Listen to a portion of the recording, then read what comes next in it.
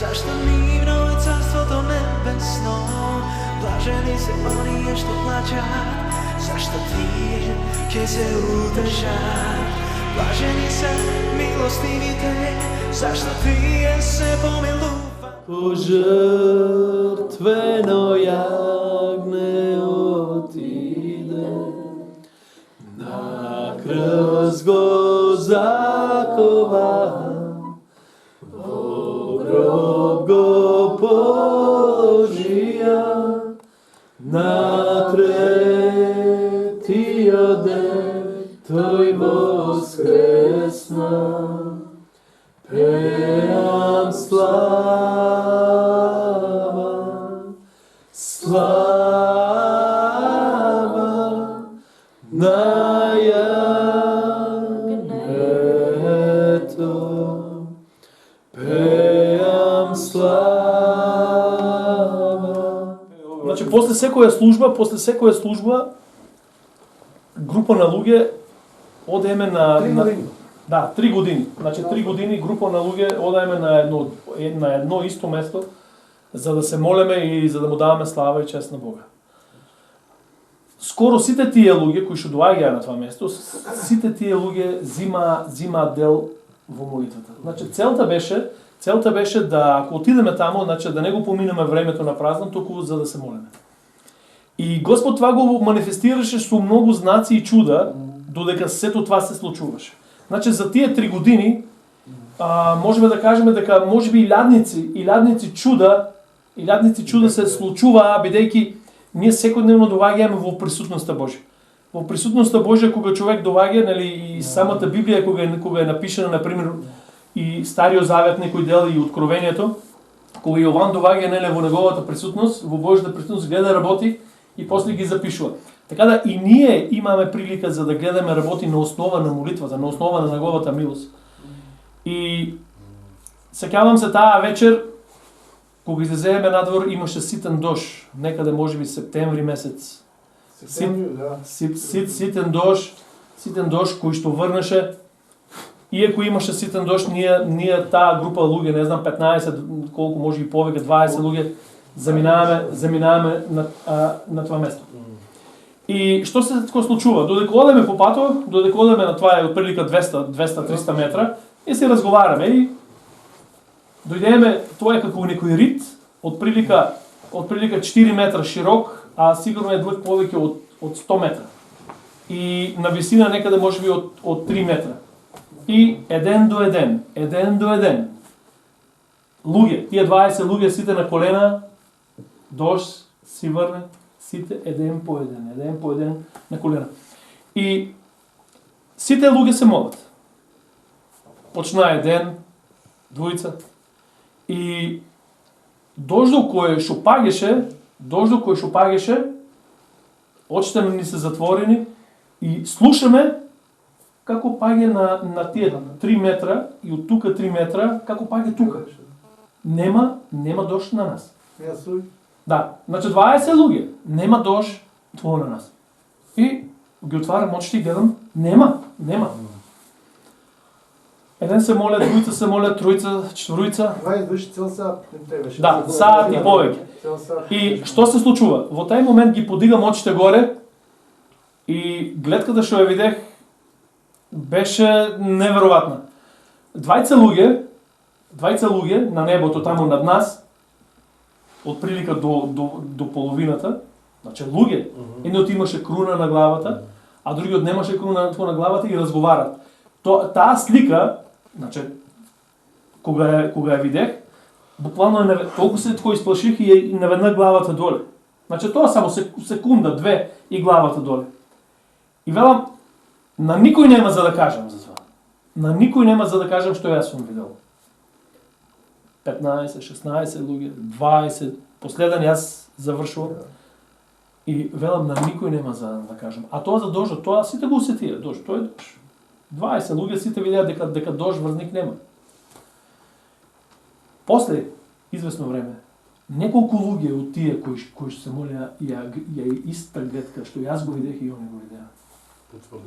Потврдија дека тоа е. Исто 20 луѓе беме, тука се земе, Кукединос беше почеток направена И сите молејќи, говорејќи, славејќи го Господ и одеднач отвориме очи сите од молитвите кон небето и напишено беше името Исус. И сите почнава да читаме, значи жената сведок Билјана беше, Ване, деца од 20 губи. сите го видиме тај случај како се напише, значи името. И Не може бидеме да сите се стрекни, возбудени. Ти затворени очи, отвараме и читаме. Нормално сите го прочитаваме, значи писмото. Така е, така е. Беше темата такова на проповедта беше Римјаните 3 глава. Дека нема друго име дадено преку кое луѓето ќе се спасат освен преку името Исус. И август месец топло, звезди и бевме соберени надвор, значи не можевме внатре бидејќи жешко, моравме надвор. Повеќе од 20-30 луѓе. И темата беше таа, нема друго име освен името Исус. И кога тоа заврши службата, не знам, можеби е имало и нели молитва и тоа, но некој од нас го подигна погледо и вели погледнете горе на небото што Сите има. читаваме, 20 души да сите. Значи тоа беше како квадрат од прилика, но од прилика, например, не знам, 10-15 метра на 3. Така некако. Сега чисто беше. И облако беше толку бел, што таква белина, не знам, нешто, не знам и на земната дали има нешто слично таква белина. И доле во ќошо на латиница испишено името Исус. Ама интересно беше што облак немаше облак немаше на 200 км додека гледат очите, немаше ни еден облак, значи само еден облак. И тоа беше доказ дека Бог си го потврдува својот збор, дека нема друго име дадено на земната освен преку кој луѓето ќе дојдат до Бог освен името Исус. Независно од околностите, Господи, што се случува и како ги гледаат работите врз овој дом, Господи. Ти си тој што си со нив и над нив, Господи, Боже мој Исус. И фала што ќе произлезе, Господи, што ќе произлезат чуда, Господи, што ќе произлезе Евангелието, што ќе произлезе пример за другите, Господи, браќи и сестри од тука, Господи, Боже. Фала Ти за упорноста, за трпението, Господи, врз овие луѓе, тука врз Ване, Господи, Боже. Ја го благословам, Господи, му давам, Господи, благослов, Господи, и фала Ти во Твое име, Господи, што е благослов, охрабрен, Господи, е закрепна, засилен, Господи, со трпението и надежта во Тебе, Господи, со цела вера, Господи, со цело, Господи, срце во Тебе, Господи, Боже мој. Фала Ти, Господи, што Ти го чуваш, Господи, го заштитуваш, Господи, и во право време и во сезона, Господи, му отвараш врата, Господи, на жетва, на благослови, Господи. А се е тука, Господи, пред нас, Господи. Уште еден чекор само, Господи. До Тебе, Господи, до тоа што Ти си ни доветил, Господи. Слава Ти, Господи. Од прилика некаде пред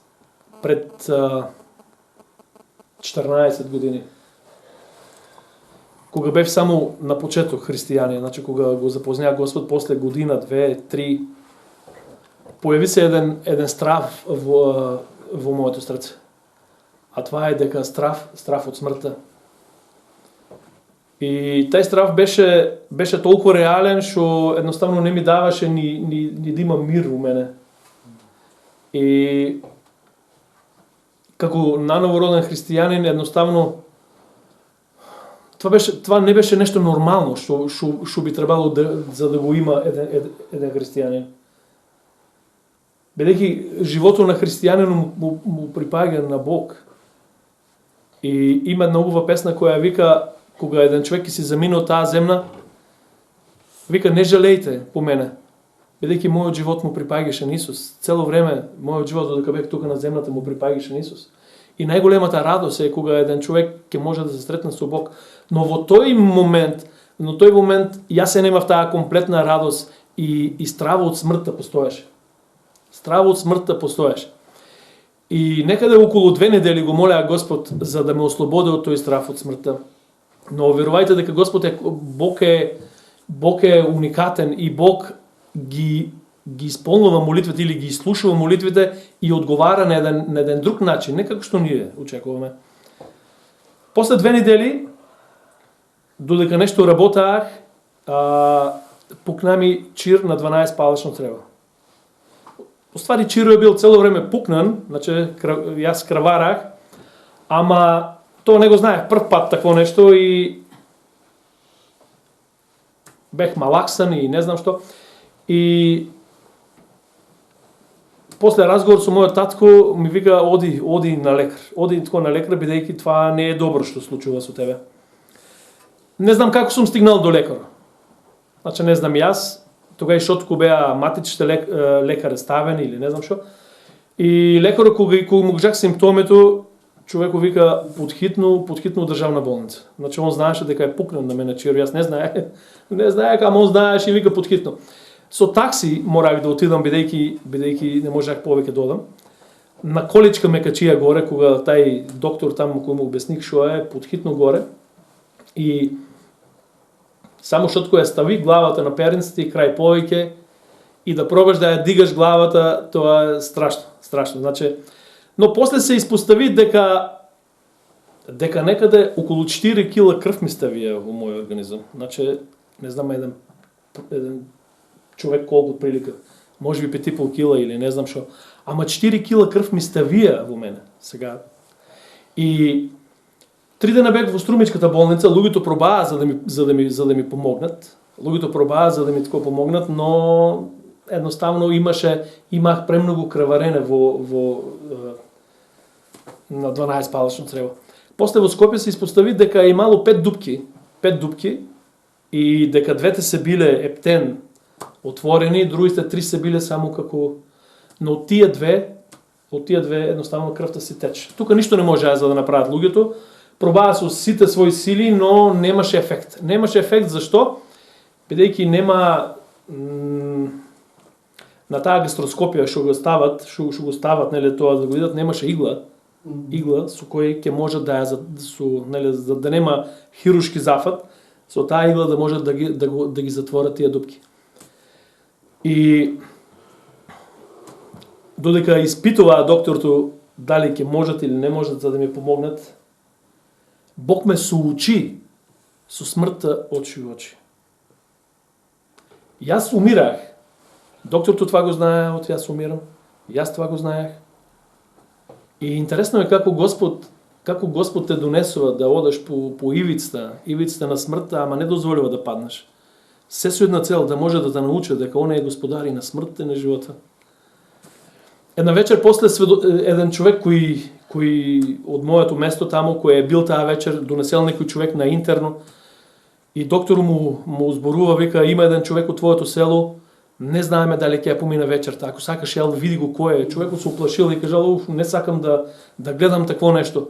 Самиот доктор му е кажал дека нема да ја помина вечерта. Значи толку е било страшно и критично. Ама како Господ ме ослободи од страва од смртта? На интерно, во Струмица, во сите соби има скоро, мислам дека има по 3 кревета, повеќе нема. Не знам, барам во тај там дел дека бех јас, или тогај беа по 3 кревета. Тие беа маленки собички, дрвена конструкција со големи стакла. Така ги делеа од соба до соба. Имаше двајца луѓе кои си заминаа, си отидеа, ги пуштија дома или не знам како, останак сам. Беше вечерта, негде касно, може би 1-2 сато и повеќе може да е било. Не можех за да спијам и тогај за прв пат во мојот живот ја усетих смртта како доваѓа, дека смртта е реалност нешто, дека смртта е нешто кое човекот не може това да го измине, да го помине. Но има некој кој ја победи смртта и како се случи да престане страв од смртта. Додека лежах на кревет, ако пробах да ја подигнам главата, значи 1 сантим, како милиарда игли да се забодува во моите очи, бидејќи 4 кила крв да немаш. Слушах си ги бубрезите како работат. Значи може бубрезите за да ги слушаш. Това е страшно нешто. Срцето мислам дека во тогашно време и тахикардија добијах. Срцето не работеше добро. Ќе работи како ќе застане, пак ќе почне такова за да работи. Или ќе припа, па пак ќе почне такова. Значи не ична убава ситуација. Но стравот од смртта исчезна на тај начин. Додека лежах на тај кревет, пред мене Бог ми даде да видам една визија. С тия стакла од тај зид и таа дрвена конструкција личеја како на два крста, големи, некаде високо 3 метра, стакла и дрва кои личеја на два крста. Бог ми даде да ја видам целото негово умиране на крстот, кое трајало 6 сата. И за прв пат усетих во мојот живот, за прв пат после 3 години христијанство усетих стварно како е умирал мојот Господ. Не е имал таа привилегија, додека неговата крв е течела од раците и од ногите, не е имал привилегија да ставе неговата глава на перница. Току таму главата е била наведнана и смртта е дојдела од задушување. Не е имал таа чест, ако те боле на кревето да се заврташ на другата страна, неговите нози беа една врз друга и големи клинци, неговите раце беа прободени и трпкавица во неговите раце и една толку лоша ситуација, а он мораше таму за да биде. Зашто? За мене и за тебе. И кога това јас го доживеах, това што он го е доживеал това на крстот, кога јас това го видех, кога Бог на еден сликовит начин ми го покажа това, страв од смртта повеќе не постоеше. Бог го победи страв од смртта во мојот живот. Целата вечер таа имах толку голема радост, страв од смртта го немаше, но наредниот ден, докторто решија, кога видеа дека јас ќе преживеам, докторто решија дека мора да отидам во Скопје.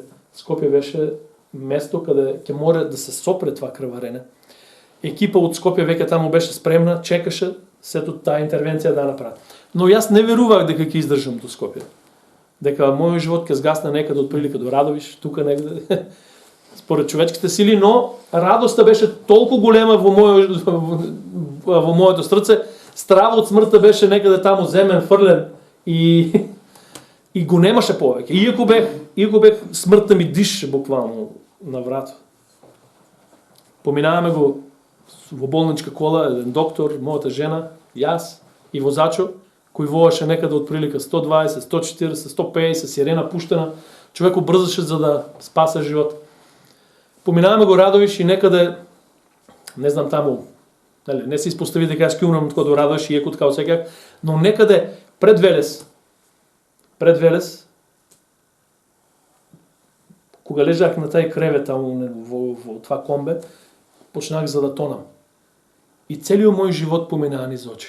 Целиот мој живот, сите мои денове, сите мои секунди, можах во било кој ден за да го видам, можах било кој момент од мој живот едноставно за да го видам. Сите мои денови беа тука пред мој. И това поминаа за една секунда. И многу пати размислував, викам, Боже, како ти ќе го судеш човечкиот род? Ке ти требат можеби една цела вечност. Милиарди луѓе. Ама знаете ли што? Знаете ли во колку ќе се стоја судо Божи? Една секунда. Сите наши работи ги носиме тука. Сета таа, очите се таа камера и мемориста картичка е толку голема, што и 100 живота за да живееме тука не можеме да ја напонеме. И се помина од мемориската картичка, се дојде на очите. И можах да видам се. Само кажах дека не ми е добро, дека ми е лошо. Докторката се префарли, но шо, не може ништо за да поможе. Течеше плазма во мојата вена. Плазма и толку. Додека докторката пробуваше нешто за да направа, а јас си умирам, само ги затворих очите и викам, Боже, не дозволи ви да умрам в една болничка кола. Сакам да го проповедам Твоето Евангелие. И после една секунда, како некои раци да ме подигнаа и ми исправија на кревето. После 20-30 секунди можах да се потпрам на раката и да гледам додека колата оде, да гледам додека ние се возиме. Но веќе амбулантното возило веќе беше некаде пред Велес и човеков брзаше и доваѓаше ми да му кажам да се врнеме, што ги правиме ние во Скопје. Но веќе кога идеме во Скопје изврши се тај зафат, крварењето беше сопрено и додека бех у таа соба, некаде можеби секој човек кој што ќе влееше у таа соба или му беше проповедано Евангелие, а на секој човек му давах Библија. Беме тројца луѓе у таа соба, еден човек кој беше муслиман од Гостивар, после 2 недели разговор човекот го предаде животот на Исус Христос на колена, заедно се молеаме со него. предаде го живото на Исус. Еден доктор, исто и он го предаде живото, млад човек, исто и он го откова предаде живото на Исус. Цела болница или цел дел от таа болница дознаја дека има таму некој кој што го проповеда Евангелието. Но, кога стигнаваме таму, кога се направи тај зафат, кога ме качија на оддело, крварењето беше сопрено, но не можеа да ми стават ни крв, ни инфузија, бидејќи имаах голема температура. И единствен начин беше, за да може таа температура да слегне, а не може да ми дадат никакви средства, бидејќи нема крв, одма ќе умрам. Единствен начин беше, ако е можно да се испотам, да потта да ја намаля таа температура. Сестри почнаа да носат кебина, може би 5-10, почнаа да ме завиват со тие кебина. И после пола саат време луѓето откажаа, бидејќи не е можно. Това како ладен мермер да го завива со кебе, кога ќе нема никаков ефект за да се испоте. И пак ги затворих очите и викам: Господе, ти знаеш, гледаш ти што се јас соочувам, Боже. Јас те молам, помогни ми. После 2 секунди од цело тело почна да тече пот. Без кебина, цело тело почна да тече пот. После 15 минути докторто или сестрите можеа да стават инфузија и крв што треба. Примах повеќе од 60 инфузии. 60 инфузии и 4 кг крв.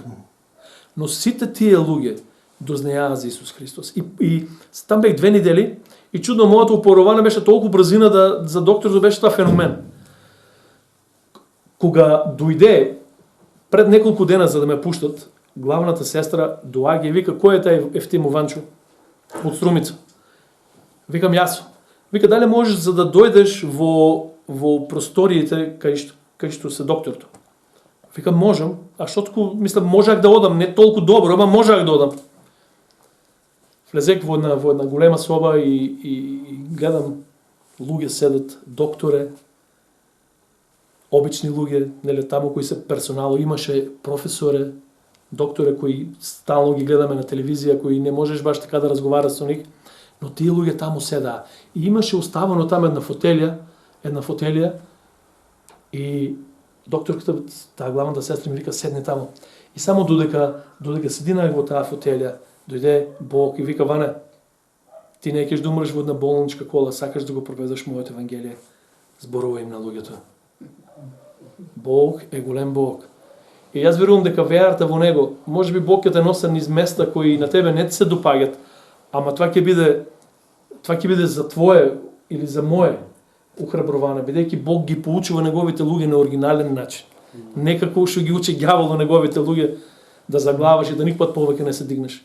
Бог ги учи луѓето да му станат верни и да веруват во Него, бидејќи знаат колку и да одеш ти по тај раб, дека Господ никој пат нема те пушта да паднеш. Секој пат неговите раци се формираш, Господе, спасение целосно, Господи Боже. Те молам заштита на баница, Господи, Твојата крв, Господи Боже мој. Ти си Господ во баница. Ти навистина, Господе, сакаш да бидат спасени до еден, Господи Боже.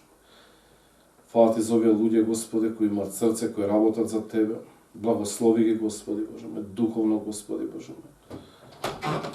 Материјално, финансиски, Господи, благослови во името на Исус Христос, Господи Боже мој. Да навистина види светот дека, Господи, од ништо станува нешто, Господи. Дека Ти си креатор на сето ова, Господи, кој си го започнал и ќе го довршиш, Господи, за Твоја слава, Господи, во името на Исус. Фала Ти, Господи. Блажени се чистите во срце, зашто Ти ќе го видаш.